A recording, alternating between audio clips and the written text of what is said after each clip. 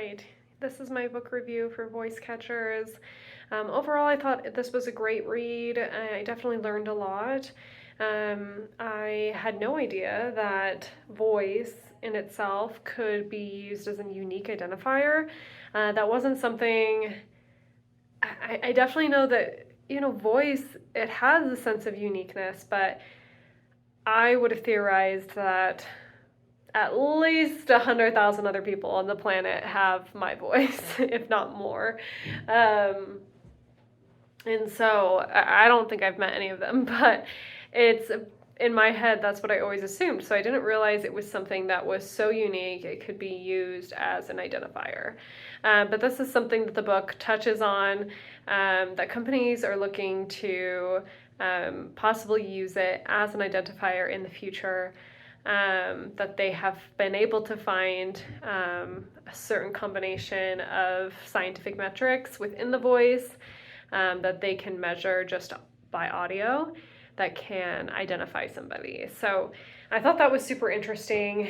It was published in 2021, but it did a fairly good job of predicting kind of the direction that technology would go. It didn't use the word AI. That's more of a coined phrase that we've been using within the last few years, but it did talk about machine learning and how it's been used in the past. I would say machine learning has come quite a long way within the last year or two, and so I would be curious, how that might accelerate the soon-to-be realities mentioned by the author. In what ways can that technology of machine learning enhance or accelerate what companies are planning on doing with our voices, using them as unique identifiers, being able to differentiate the accent of somebody depending on, can their voice tell me if they live in the north or the east or the west of the US versus another country? How accurate is it at that? In the past, in the examples mentioned in the book, there was some accuracy, but it wasn't ready for launch. It definitely still struggled. So that is something that I think has probably come a long way within the last couple of years. I will say the book did not talk about ethics necessarily. It did talk about ethics, like in the sense of, what is good or bad, but it didn't talk about specifically marketing ethics in the industry, or at least it didn't go into depth in it. And I was curious about that. I wish it would have gone more into that realm. Some of my questions and inquiries were kind of in the realm of like, what are the marketing ethics? Like in that industry, I'm not a marketer. So in that industry, if I were to go into that industry at a company, is the culture of ethics different at each company when it comes to marketing, or is the overall industry pretty much in agreement? And is that agreement essentially viewing ethics as like an upper bound of what they're allowed to do? Or is it viewed as more of like how the rest of the world looks at ethics, which is, these are our ethics, we should try to keep them, and we don't want to get anywhere close to breaking them. I have always suspected myself that marketing, its major limit and bound has always been and will always be ethics. What is okay to do? How invasive can you be as marketers? What is considered okay and normal in society for marketers to know and use against you? And they've just continued to increase that upper bound over time. And so I would have loved for it to go into maybe more depth regarding that subject. I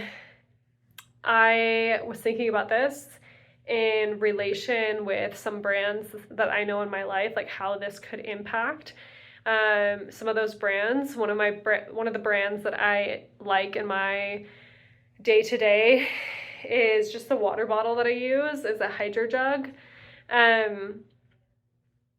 And I was thinking about the application that HydroJug could possibly use for voice. Um, if it were to partner with some of these assistants, for example, if it were to partner with Alexa or Google, and try to implement its marketing into the AI system. There's a lot of different ways you could do this. One of the ways I was thinking is, it could possibly do a good morning message from the Google AI, from the Google Assistant, and say, hey, good morning. Don't forget to fill your HydroJug before your workout. You're also running low on, your electrolyte packets. So would you like me to reorder your favorite flavor? Like whatever it is. HydroJug could definitely implement itself into these voice AI assistants. And I mean, there are so many companies that are capable of that and are going to be trying to very soon, I think, be competing for that kind of integration into these tools in the future. Overall, I just thought the book, I guess I'll just say like the impact on HydroJug for that could be, marketing is marketing.